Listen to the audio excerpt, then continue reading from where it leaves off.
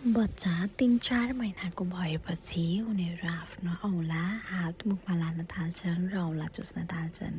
यो एकदमै सामान्य प्रक्रिया हो। यो उनीहरूको वृद्धि विकासको एउटा क्रम हो।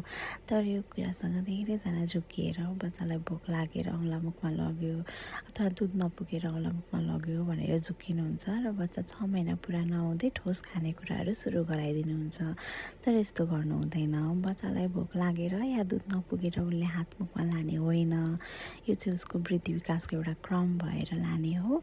र अर्को कुरा चाहिँ बच्चाले हात चाहिँ मुखमा लग्यो भनेर चाहिँ धेरैजना चाहिँ हटाउनुहुन्छ। यो कुरा बानी बस्छ पछि गएर भनेर।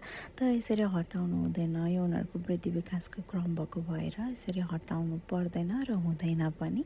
उनीहरूलाई ढुक्क भएर हात मुखमा लान दिनु होला है त।